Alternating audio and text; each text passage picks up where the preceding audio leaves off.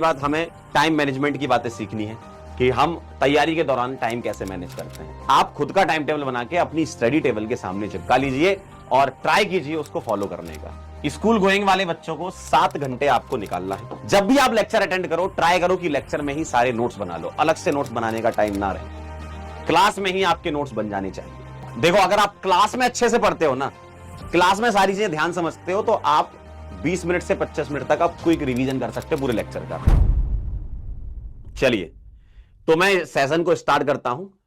सबसे पहली बात, हमें टाइम मैनेजमेंट की बातें सीखनी है कि हम तैयारी के दौरान टाइम कैसे मैनेज करते हैं। ठीक है, कोई ऐसा एग्जैक्ट टाइम टेबल नहीं है। हेडिंग लिखिए बेस्ट टाइम टेबल।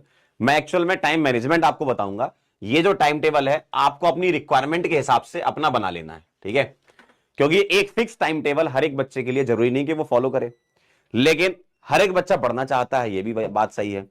हो सकता है कि कोई किसी टाइम पढ़ रहा हो, कोई किसी टाइम पढ़ रहा हो, वो अपने अपने हिसाब से आप उसको बना लेना। मैं आपको कुछ ऐसा बताने जा रहा हूं कि जिससे आप अपना खुद का एक टाइम टेबल बना पाए। ठीक है, आप खुद का टाइम टेबल बना के अपनी स्टडी टेबल के सामने चिपका लीजिए और ट्राई कीजिए उसको फॉलो करने का। ठीक है, ट्राई करिए उसको फॉलो करने का। ठीक है, स्कूल गोइंग वाले बच्चों को 7 घंटे आपको निकालना है। ठीक है, कुछ एक टेंटेटिव बात मैं मान लेता हूं कि आपका जो स्कूल का टाइम है, आपका जो स्कूल का टाइम है बेटा, उसको मैं टेंटेटिवली मान लेता हूं कि सब कुछ स्टार्ट होकर एंड होने में 6 से 3 बजे तक का समय मान लूं मैं, मतलब 9 घंटे आप स्कूल में हैं। ठीक, 6 से 3 बजे तक का एक टाइम टेबल मैं मान लेता हूं कि स्कूल में लगभग आपको पूरे स्टार्ट से लेकर एंड तक, है ना, उठने से लेकर सब कुछ 3 बजे तक, मतलब 9 घंटे आप देते हो स्कूल के पूरा टाइम। ठीक है, अब अगर मैं आपसे एक बात कहूं कि इसके अलावा आपके पास जो मामला बचता है वो ये है कि भाई 3 बजे घर आते हो, कोई 3:15 आता होगा, कोई 3:30 आता होगा, है ना। शाम की क्लास आपकी 4 बजे से स्टार्ट होती है, मैं ऐसा मान लेता हूं, है ना। तो शाम की क्लास आपकी स्टार्ट होती 4 to 8 PM। ठीक है, 1 घंटा तो आपका आने में, खाना खाने में और क्लासेस के लिए रेडी होने में, है ना, अपना लैपटॉप ओपन करने में या बैठने में, इतना आपको लग जाता है ना, सब कुछ मिला जुला के।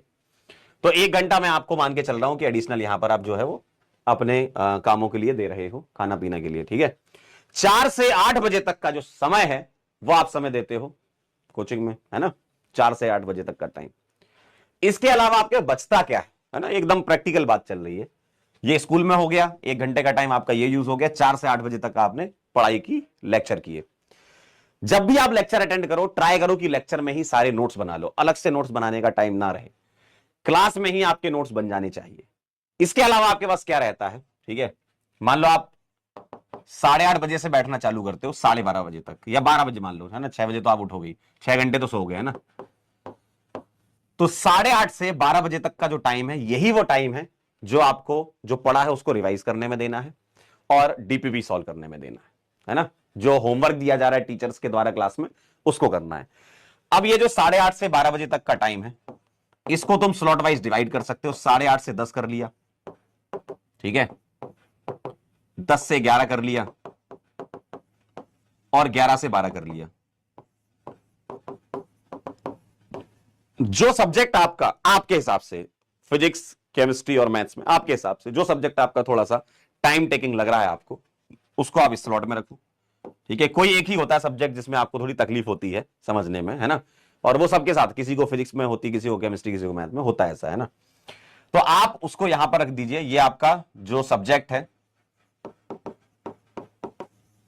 जो आपको लग रहा है कि नहीं इसमें थोड़ा एफर्ट डालना पड़ता है। ठीक है, तो अगर मैं आपसे बात करूं, ये जो टाइम दिया जा रहा है, ये आप किसके लिए टाइम दे रहे हो, रिवीजन और डीपीपी के लिए, है ना।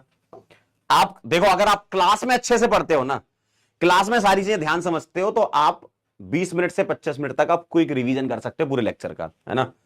तो आप 2 पार्ट में इसको डिवाइड कर लो कि भाई हम इसका आधा हिस्सा, या मान लो इसमें से 25 मिनट हम उसमें दे दें और 35 मिनट हम डीपीपी में दे दें, है ना। तो यहां पर आपको इसको 2 पार्ट में डिवाइड करके क्विक रिवीजन और उसके बाद डीपीपी सॉल्व करनी होगी। ठीक है, क्विक रिवीजन कर लीजिए और डीपीपी सॉल्व कर लीजिए, या सर ने कोई होमवर्क दिया है तो वो होमवर्क कर लीजिए। ठीक, ये कहानी है। अब सर बाकी के समय का हम क्या करें, बाकी समय हम कैसे निकालें कि आपको कुछ और करना हो। बेटा स्कूल में अगर हम बात बताएं, स्कूल में अगर बात बताएं, एटलीस्ट आप 9 से 3 बजे तक एक आध घंटा तो निकाल सकते हो स्कूल के अंदर। कई लोग जो स्कूल जाते हैं उनको पता है ना, कि वो कम से कम 1 घंटा निकाल सकते हैं। तो स्कूल के अंदर आप ट्राई करो कि 1 घंटे का कुछ ऐसा समय निकले जो वो चीजें आपकी कवर करा दे, है ना। जैसे आपने डीपीपी सॉल्व किया, मान लो डीपीपी हो पाई, होमवर्क के सवाल नहीं हो पाए, है ना, या होमवर्क आधा ही हो पाया, 4 सवाल बच गए, सर ने 8 दिए थे, या डीपीपी में 10-12 सवाल थे, उसमें से 5-6 ही कर पाए थे तुम यहां पर, उसके बाद तुम्हारे 2-4 रह गए थे, तो वो वहां निपटा लो, है ना। तो मतलब जब तुम नेक्स्ट डे 4 बजे क्लास में आओगे तो सारी चीजें कंप्लीट करके आओगे, सारी चीजें आपकी कंप्लीट हो चुकी होंगी। और इसी साइकिल को आप रिपीट कर सकते हो, इसी साइकिल को आप रिपीट कर सकते हो, ठीक है। स्कूल का काम तो बेटा देखो स्कूल में ही करना होगा, और वो तुम्हें करना ही होगा। अब आप बोलो सर अपने पास तो टाइम ही नहीं बच रहा है बाकी चीजों के लिए। आप खुद बताओ, आप खुद बताओ, मैंने कोई नॉन प्रैक्टिकल चीज लिखी है क्या? जीवन में जो प्रैक्टिकल चीज है वही लिखी है ना। 6 घंटे तो सोओगे ना मालिक, 6 घंटे तो सोओगे ना। 12 बजे सोना है, 6 बजे उठना है, स्कूल के लिए तैयार होना है, 3 बजे वापस आना है, 4 बजे से आपको ऑनलाइन क्लासेस अटेंड करनी है अपनी, 8 बजे क्लास खत्म होनी है। उसके बाद क्या बचा? खाओगे, आधा घंटा खाने का भी है ना, थोड़ा रिलैक्स करने का भी है। उसका करोगे क्या? यही तो करोगे ना 8:30 से 12 तक, है ना। तो ये आपको मैनेज करना होगा। स्कूल का काम स्कूल में करना होगा। देखो जिस एग्जाम की आप तैयारी कर रहे हो उसमें सिलेक्शन रेशियो कम होता है, और जितनी मेहनत आप अभी कर रहे हो, आप बोलोगे सर हमारी तो सारी चीजें छूट गई हैं, बेटा आप करना पड़ेगा। ये आपके पास अब वो टाइम नहीं है उतना कि आप सोचो कि मैं सब कुछ कर लूं, कि सर मैं तो इसमें जो है अपनी हॉबी भी कर लूं। अभी टाइम ही नहीं बचा ना। आप बताओ कैसे हो पाएगा? तो अभी क्या है, अभी एग्जाम का टाइम, मतलब आपका जो एग्जाम आने वाला उसकी तैयारी का टाइम है ये। और जब आप ये तैयारी के दौरान गुजरते हो ना, आप ये बहुत ही रिगरसली, ये कोई आसान शेड्यूल नहीं है, ये बहुत रिगरस शेड्यूल है, और इसको फॉलो करना ही होगा। इसके अलावा आपके पास ऑप्शन नहीं है, क्योंकि आपने सोचा, आपने चुना है कि मुझे इंजीनियर बनना है, मुझको आईआईटी में जाना है, मुझको एनआईटी में जाना है, या मुझे किसी अच्छे कॉलेज में जाना है, या आपने चुना है, तो आपको इस लेवल की मेहनत करनी होगी। इसके अलावा कुछ बचा नहीं है आपके पास, ठीक है। अब मैं आपको एक बात इसमें से कुछ निकाल देना चाहता हूं। क्या? मैं आपकी मदद यहां कर देता हूं, मैं आपकी हेल्प यहां कर रहा हूं। आप बोलो सर ये कुछ ज्यादा रिगरस दिख रहा है, तो इस चीज को थोड़ा सा और अच्छे से करते हैं। कैसे? स्कूल में आपकी अटेंडेंस मेरे ख्याल से 75% या 80% होती होगी, है ना, जहां तक मुझे लग रहा है। मिनिमम अटेंडेंस एक होती है ना। तो आप कुछ दिन चुरा लो। कैसे बचा सकते हो वो दिन? आपके पास 7 दिन है ना, आपके पास 7 डेज हैं, जिसमें से एक दिन जो है वो संडे माना जाता है, सबको पता है ये। अब ये जो 6 दिन बचे, तो 6 दिन मत स्कूल जाओ। आप बोले सर आप तो स्कूल जाने से मना कर रहे हो। अब आपको पढ़ना है, कुछ समय निकालना है, तो थोड़ा चलना पड़ेगा ना। कोई हम टाइम खराब करने की थोड़ी कर रहे हैं, पढ़ने के लिए कर रहे हैं ना ये।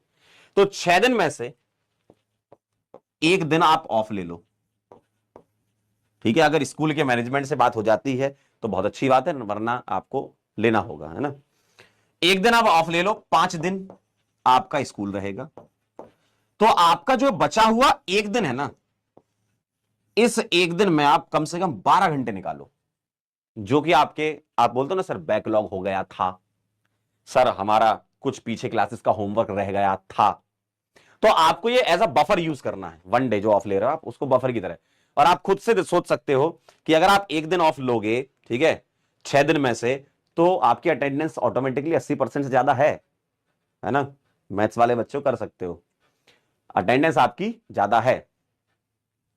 तो ये जो 1 डे जो ऑफ लिया है, ठीक है, आपने जो 1 डे ऑफ लिया है ना, इसमें क्या कर सकते हो?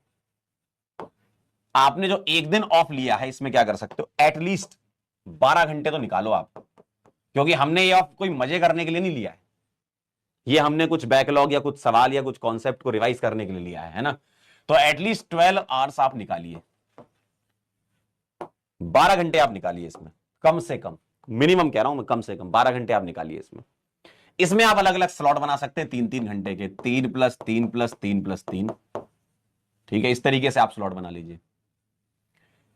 इसको स्लॉट 1 बोल रहा हूं, इसको स्लॉट 2 कह रहा हूं, इसको स्लॉट 3 कह रहा हूं, और इसको स्लॉट 4 कह रहा हूं, ठीक।